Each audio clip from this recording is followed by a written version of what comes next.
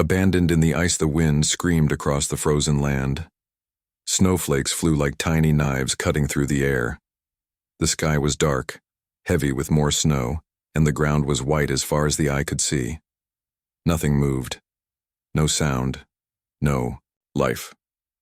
Only ice. And her. A small figure lay in the snow. She was barely breathing. Her skin was pale blue, almost the same color as the ice.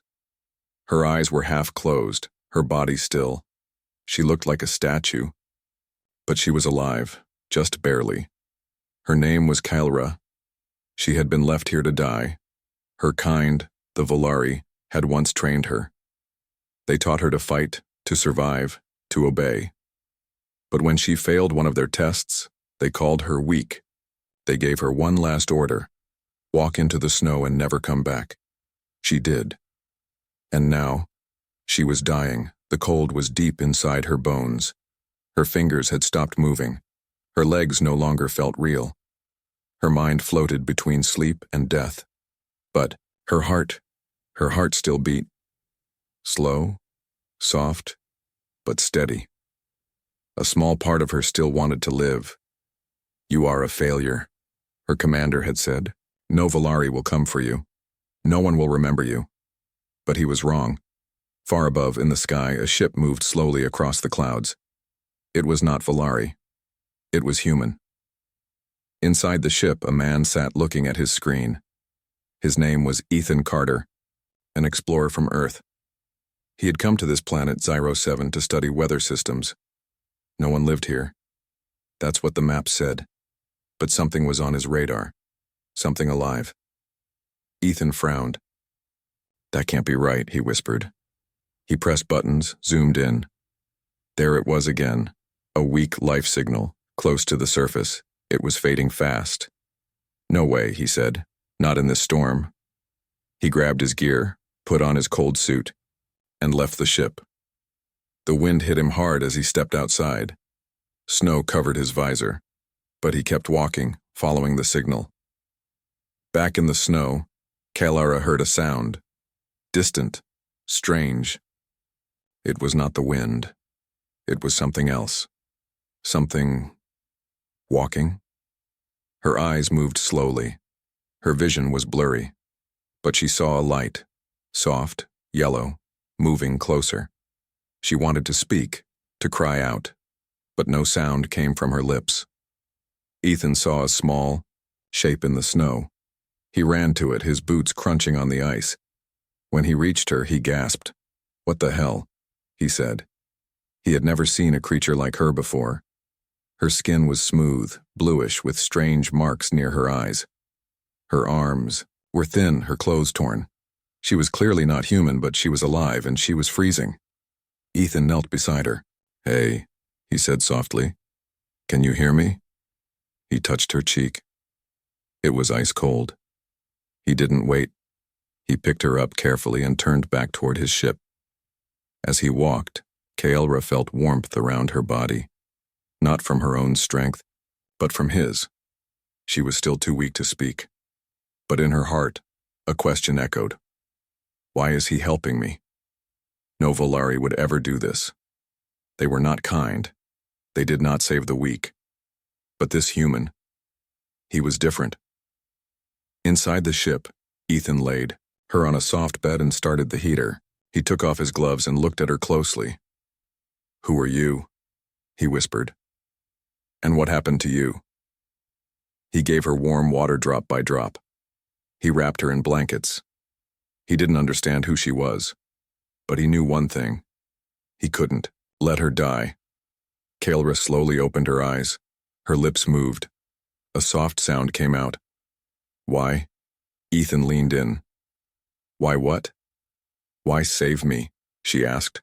Her voice was weak, almost a whisper. Ethan smiled a little. "Because no one deserves to die alone in the cold." She stared at him. No one had ever said that to her before. Not in all her life. Outside, the storm howled louder. Snow covered the windows. But inside, in the small, warm ship, something else had started to grow. A quiet connection between two souls from different worlds. one left to die, and one who refused to let her. The human stranger. The silence in the ship was strange. It was warm now, safe, and still. But Kyra could not relax. Her body was recovering, but her mind was racing. Every second felt like a trap, a test, a trick. She didn't trust him. This human, Ethan Carter, had brought her inside from the storm. He had given her heat, water, and safety. But why?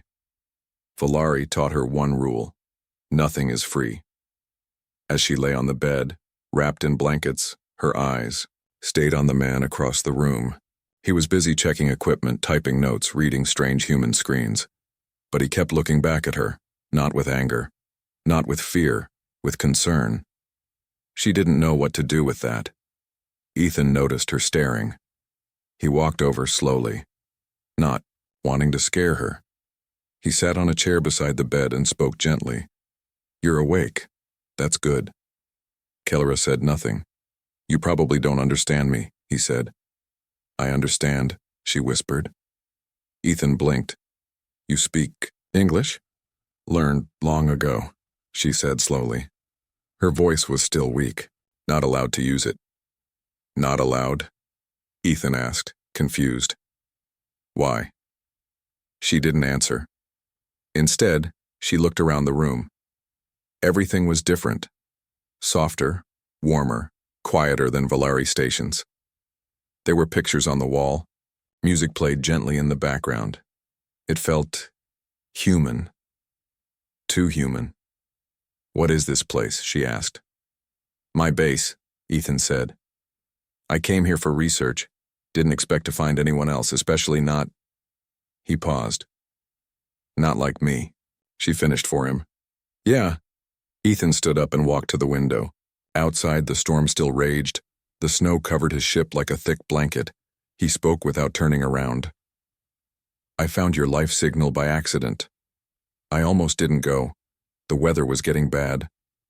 You should have left me," Kyra said. He turned. "Why would I do that?" "Because that's what they do. When you are weak, when you fail, they leave you behind." Ethan walked back to her. "Well, I'm not them." Kyra stared at him, searching for a lie in his face. She didn't find one. She didn't know what to do with that either. For a long time, neither of them spoke. Then, she asked the question burning inside her. "What do you want from me?" Ethan sat down again, tired of standing. "Nothing," he said. "You were dying. I helped." Kyra shook her head. "No one does that without reason." "Maybe humans do." She didn't believe that, but she wanted to. Later that night, while Ethan slept in the control chair, Kyra moved quietly. Her body was stronger now. Not perfect, but strong enough to walk. She explored the ship. Each room was filled with strange things: maps, tools, clothes, books. One room had pictures on the wall. A woman. A child. Smiling, Kyra touched the photo gently. This man had a family. Why was he here? Missing home. Ethan's voice came from behind. She turned fast, ready to fight. But he had no weapon. Only a cup of warm liquid in his hand. "Tea?" he offered. She didn't take it. "Why are you here?" she asked. Ethan leaned against the wall. "To escape." "From what?" "Earth," he said softly. Too loud. Too crowded. Too broken. She understood that. She too had run from something, except she didn't run. They threw her away. "My name is Kyra," she finally said. Ethan nodded. "Kyra. Okay." They stood in silence again. But it was not a bad silence. It was the kind that grows when two people start to understand each other. Then, a sound, a sharp beep from the console. Ethan rushed over. Kyra followed. "What is it?" she asked. Ethan's eyes narrowed. "Someone just entered orbit." Kyra's breath stopped. "Valari?" "Not human," he said. "I can't read the signal. But it's not from Earth." Kyra's heart began to race. She looked out the window. The sky above was still dark, but she felt it. They had returned. "They're not here for peace," she whispered. "Ethan, looked at her. "They're here for you?" She nodded. "To finish what they started." Suspense built quickly as Ethan pulled out a device and tried to block the signal. Kaelra sat on the edge of the bed, her fingers shaking. Not from cold, but fear. Her old masters never failed to clean their mistakes. She was a mistake, a broken soldier, a rejected tool. But now, she was something more. She had survived, and someone had helped her. For the first time in her life, Kaelra felt something new. Not fear, not shame, anger, and deep inside her, a spark of power that had once been hidden. "If they come," she said, standing tall, "I won't run." Ethan looked at her with calm eyes. "Good, because I won't let them take you." The two stood, side by side, the storm outside growing louder, the sky above growing darker. War was coming. But this time, she wasn't alone. Cold shelter, warm fire. The fire crackled softly inside the small ship, casting warm light across the cold metal walls. It was the only sound, the only comfort, in a world buried under endless snow. Outside, the wind howled like a beast looking for prey. Inside, two lives sat in quiet shadows trying to understand each other. Kaelra sat close to the heater, arms around her knees. Her body had stopped shaking, but her mind hadn't. Memories kept returning, sharp, bitter, cold. She had failed, not because she was weak, but because she was different, because she asked questions, because she cared. And for that, the Valeri had called her broken. Her eyes flicked toward Ethan. He was sitting across the room, checking his ship's systems. Every few minutes he would glance at her. Not to watch her, not to control her, but to make sure she was okay. She didn't understand it. In her world, kindness was a trap. Mercy was weakness. But this human, he was kind without reason, and that made him dangerous in a different way. "What are you thinking about?" Ethan asked suddenly. His voice pulled her from her thoughts. She looked at him surprised. "Why, do you care?" she asked. He smiled, not offended. "Because it looks like whatever you're thinking is heavy." She didn't reply at first. Then, after a long pause, she said softly, "My people don't feel things the way you do. We're trained to hide emotion. If we cry, we are punished. If we hesitate, we are erased." "Sounds like hell," Ethan muttered. "It's survival," she said. "They believe emotion is a disease." Ethan stood up, poured 2 cups of hot water, and handed one to her. She took it carefully, the steam rising into her face. She had never held something warm in her hands before. "Not like this." "You don't seem like them," he said. "You feel more human than alien to me." Kaelra gave a small, bitter laugh. "That's why they left me." Later that night, Ethan brought out a small black case. He opened it to reveal photos, notes, and small objects. He sat across from her, placing the items between them. "This was my daughter's," he said, showing a tiny bracelet made of colored string. "She made it before I left Earth." Kaelra touched it gently. It was soft, handmade, imperfect, and beautiful. "You have a family," she said. "Had," he replied. "I left to protect them. Too many wars back home, too many enemies." Kaelra looked into his eyes. "So, you ran?" Ethan nodded. "Yes, and maybe that makes me a coward. Or maybe it makes you something else," she said. "Someone who chooses life instead of pride." He looked at her surprised. "You're not like them," he said again. "I'm not sure what I am anymore." They sat in silence again, but this time it was peaceful. Suddenly, a sharp noise cut through the air. Beep, beep, beep. Ethan ran to the console. Kaelra stood quickly. "What is it?" she asked. Ethan's face turned grim. "They're scanning the surface." Her heart dropped. "They found us?" "Not yet," he said. "But they're looking." Kaelra's hands clenched. She could feel something rise inside her. A heat, a pressure, just beneath her skin. "If they find us, they won't just take me. They'll kill you too. Ethan looked at her.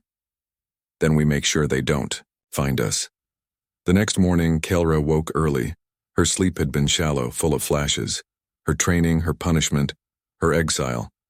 She stepped outside the ship. The air was biting, the snow endless. But something about the silence helped her think. She closed her eyes and focused. Inside her, something stirred. A soft pulse. A hidden power. One the Volari feared. They had tried to suppress it, bury it with drugs and training. But out here, far from their reach, it was waking again. Ethan stepped beside her. "What are you doing?" "Listening," she said. "To what?" "To myself." He watched her closely. The wind blew her hair across her face. Something about her felt different this morning. Stronger. Clearer. "I used to feel it when I was younger," she whispered, "before they tried to kill it." Ethan nodded slowly. "Can you control it?" "Not yet," she said, "but I will." Back, inside, Kelra asked to see his tools. Together, they started building a signal scrambler, something to block incoming scans. As they worked, their hands sometimes touched. Small moments, quiet moments, but meaningful. For the first time in her life, Kelra felt something strange and powerful. Not fear, not anger. Trust. That night, as they sat by the fire again, Ethan spoke quietly. "If they come, we'll fight them. But we don't have to wait. We can leave this place." Kelra looked into the fire. "Running never worked for me," she said. "But maybe now, fighting will." Meanwhile, far above the planet, a Volari warship received a new signal. "Target confirmed," a cold voice said. "Prepare to descend." "And the human?" "Kill him first. Then bring the girl." Hunters from the sky was not just dark now. It was watching. High above the frozen planet, 3 black ships moved silently through the atmosphere. They had no lights, no sound, only shadows. Sleek, sharp, and shaped like the claws of a predator. Inside, cold minds prepared for the hunt. "Her signal is weak," one voice said. "She is broken. She cannot run," another replied. "Then we will finish it. One shot. No trace." On the frozen world below, Kelra felt it. She was sitting inside the ship, her hands still, her body calm. But something inside her began to burn. Not fear. Not yet. Something older. Deeper. A knowing. "They're here," she said quietly. Ethan looked up from his tools. "What?" "They're above us. Watching. Like they always do before the kill." He walked to the console. The radar blinked red, 3 dots closing in fast. "Damn it. You were right." Kelra stood slowly. She walked to the window and looked out. Nothing but snow. But her eyes weren't searching the sky. She was looking into her past.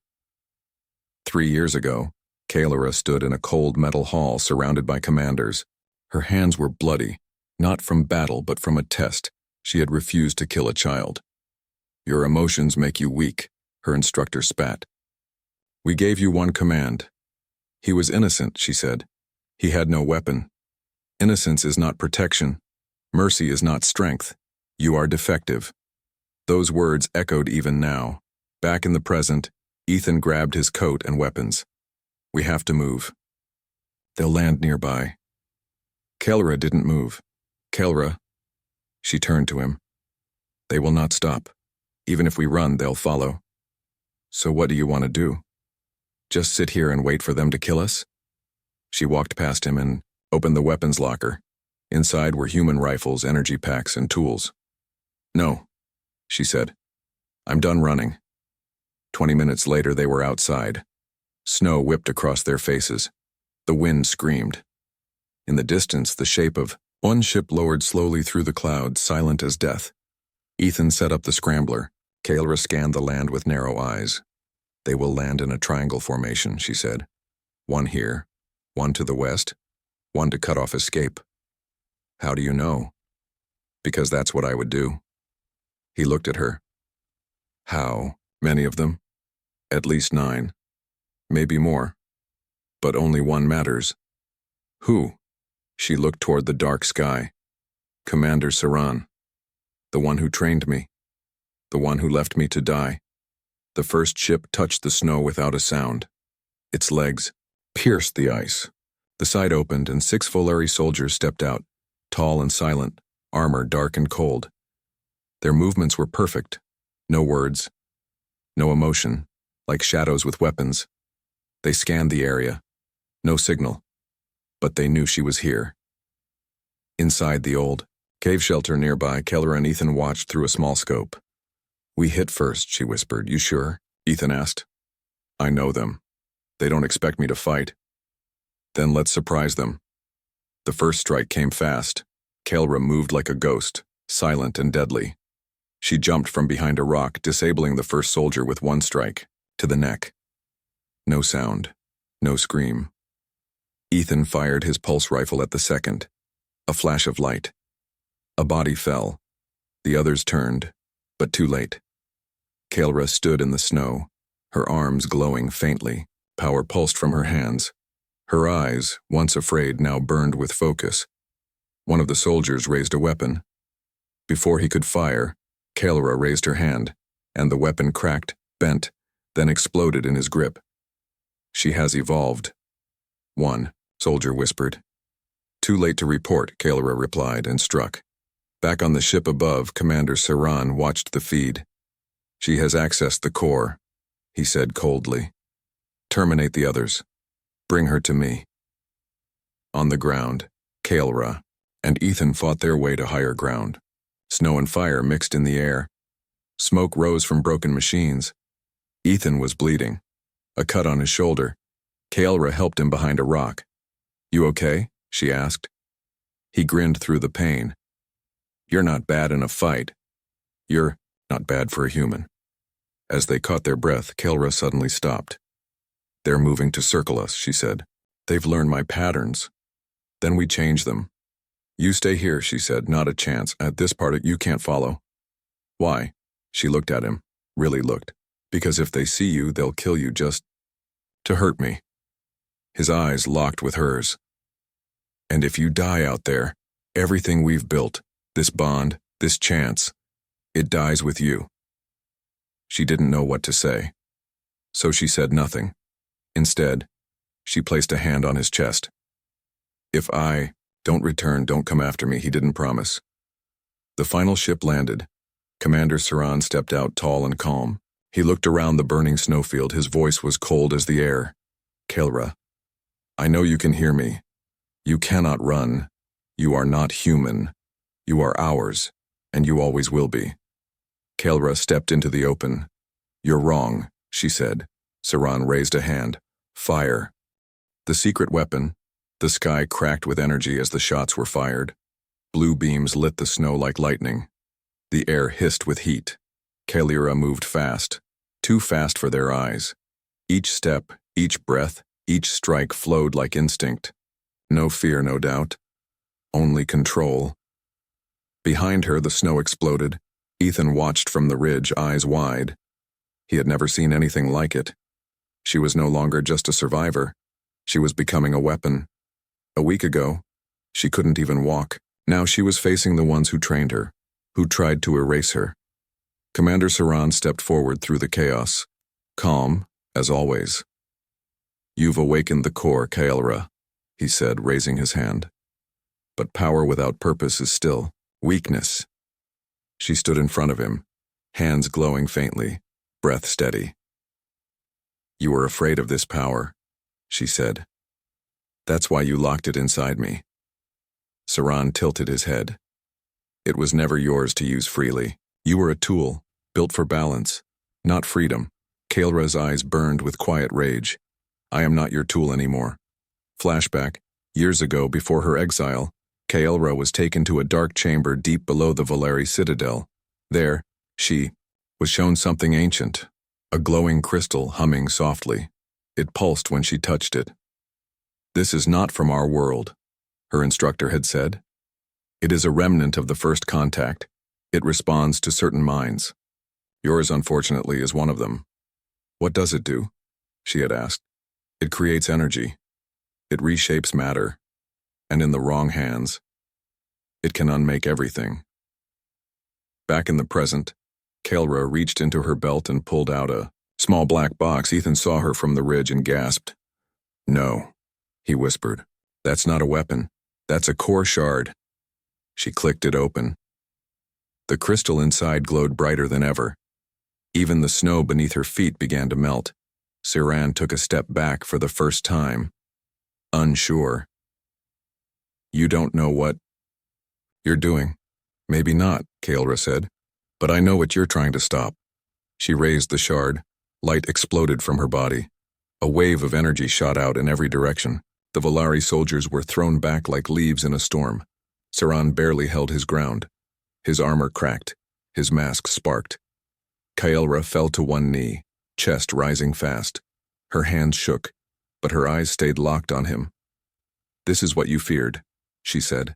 This is why you left me to die. Later, back in the hidden shelter, Ethan helped her inside. Her body was weak from using the shard, but her spirit burned stronger than ever. He laid her down gently. What was that? He asked. She looked at him, eyes tired but focused.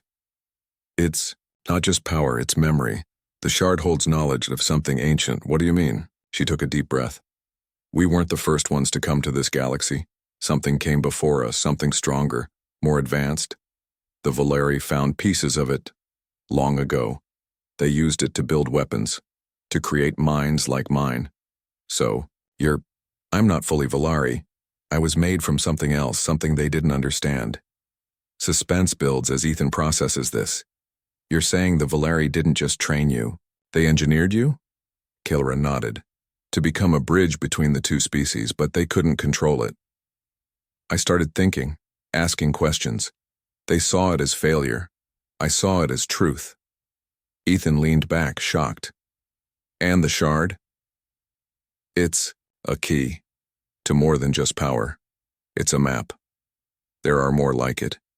And if they fall into the wrong hands, they'll do what they always do, Ethan said. Destroy what they fear. Outside, the snow had stopped. The battle was over. For now. But the sky was not clear. In orbit, a new signal appeared. Not Volari, not human. Something else. An ancient code blinked on Ethan's radar. One he had never seen before. Kaelra looked at the screen and froze. That's impossible, she whispered. Ethan turned to her. What is it? That signal. It's from the creators, the ones who left the shards. And it's active? She nodded slowly. They're coming back. Final scene. Commander Siran limps into the wreckage of his ship. Blood leaks from a crack in his helmet. He stares at the broken shard left behind by Kaelra. He touches it, and for a moment his eyes go wide. A vision flashes in his mind. Stars dying, planets burning. A voice older than time saying, "The weapon has awakened, prepare the gate." Siran falls back, gasping. He looks up into the stars. We're too late. Fight for the frozen sky. The silence before war is heavier than sound. Ethan stood at the edge of the cliff, his eyes scanning the white horizon. Snow no longer looked peaceful. It looked like a battlefield waiting to wake up. Behind him, Kaelra checked the weapons, loading energy cells with steady hands. Above them, the sky had changed. Dark clouds twisted unnaturally. Strange lights pulsed across the sky, faint, flickering like old stars waking from a long sleep. The signal from the shard was growing stronger, and it wasn't just calling Volari ships anymore. Something else had heard it. Something older. Something unknown. You okay? Ethan asked quietly. Kaelra didn't answer at first. Then she said, "No, but I will be." He nodded. Good. Enough. They had less than an hour before enemy forces arrived. But this time, it wasn't just about survival. It was about the future. A few miles away, a Volari warship dropped its final soldiers. Commander Siran stood at the center, his armor, damaged but functional. He no longer wanted to capture Kaelra. He wanted to erase her. She holds the shard, he told his second in command. And she has activated it. Then the awakening is real? The soldier asked. Saran's eyes narrowed. Yes, and if the creators return, we must destroy her before they reach her. In the hidden cave, Kael'ra pulled out a second shard, the one she had hidden even from Ethan. It glowed with a different light. Green, not blue. Ethan noticed. There's another. One? Kael'ra nodded. I didn't know what it was until now. What does it do? She looked at him with a serious expression. It doesn't give power. It unlocks something. What? She closed her eyes. A message. The crystal floated above her hands. It pulsed once, twice. Then light expanded across the cave walls. Symbols lit up, unknown, ancient, but she understood them. A voice filled the air. Not loud, not male or female, just timeless. If you are hearing this, then the gate has begun to open. We are the architects, the first voice. This galaxy is not ready for the return. Choose your side, destroy the key, or become its guardian. The light faded. Ethan stared at her. What gate? Kael'ra stood slowly. The gate is not a place, she said. It's a state of power, a level of control over matter, time, energy. The shard is the key. Ethan frowned. And you are the door. She didn't deny it. Hours later, the sky split open. Massive ships appeared, black, silent, shaped like inverted pyramids. They weren't Volari. They weren't human. They were something else. Kael'ra and Ethan ran outside. The temperature dropped suddenly. Snowflakes hung in the air, not falling, as if time was hesitating. They're here, she whispered. Above, the new ships didn't fire. They simply watched, waiting. Testing. Then, Volari ships attacked them. Without warning, a scream of lasers filled the sky. Blue beams lit the clouds, and suddenly, chaos erupted. Volari ships were torn apart in seconds. Ethan pulled Kael'ra back into cover. They're not allies, he shouted. No, she said. They're judges. Kael'ra's hands began to glow again, both shards pulsing now. She could feel, her body vibrating with energy, like a storm trapped in skin. Ethan looked at her, eyes full of worry. Can you control it? I don't think I'm supposed to, she replied. I think I'm supposed to release it. What happens if you do? She met his eyes. I don't know. Enemy soldiers closed in. Volari squads dropped near the ridge. They fired, trying to force her out. Ethan returned fire, but there were too many. Kael'ra stood fully now, wind wrapping around her body. Her hair rose, her eyes glowing with a light that wasn't human. She raised her hand, and the sky responded. Lightning, cracked from above, not natural lightning. Shard lightning, guided by thought, summoned by memory. 3 soldiers fell instantly. The ground beneath the others shattered, forming sharp frozen spikes that pierced armor. Ethan could only watch, not with fear, but with awe. Commander Saran saw the glow from miles away. He stopped walking. He knew what it meant. He whispered, "The weapon has chosen." Final stand. Kael'ra walked into the storm alone, her body alive with power. Snow turned to mist around her. Enemies tried to fire. Nothing hit her. She lifted both hands and slammed them into the ground. A wave of force shot out, flattening everything in a 100-meter circle. She fell to her knees, drained, eyes wide in the sky. The black ships moved closer. A beam of light scanned her from above. Ethan rushed to her side. Kael'ra, he shouted. She looked up. They see me now. What do they want? She swallowed. To know if I will destroy or protect. In orbit, a voice spoke in the unknown ship. The Guardian is born, stage 1 complete, begin judgment. Not a slave, but a friend. The world had changed. It no longer belonged to snow and silence. The sky burned with strange light. Massive ships floated above, black and godlike, silent and watching. Below, Kylra knelt in the ice. The shards in her hands flickered like dying stars. Energy leaked from her skin, rising into the air like steam. She had stopped the Valeri soldiers. She had survived the exile. But now she faced something even greater. Judgment. Ethan stood behind her, hands clenched, heart racing. He had seen her grow from a half-dead alien in the snow into something powerful, something otherworldly, but not inhuman, not to him. Kylra, he whispered, stepping closer. Are you still you? She didn't answer right away. Then slowly she stood. I don't know, she said softly, but I know I'm not theirs. High above, one of the black ships opened.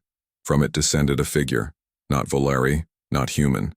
It floated just above the snow, its body a blend of light and armor, its voice echoing through air and mind. You have awakened the gate. The shards respond to you. You have touched memory, power, creation. Kylra stared at it. What are you? She asked. We are the architects. We seeded life across stars. We left the shards behind to see who would rise. Ethan stepped forward. She doesn't want your power. She just wants to be free. Freedom, the figure repeated. A choice or a burden? Kylra raised her head. It's not a burden. It's the only thing worth fighting for.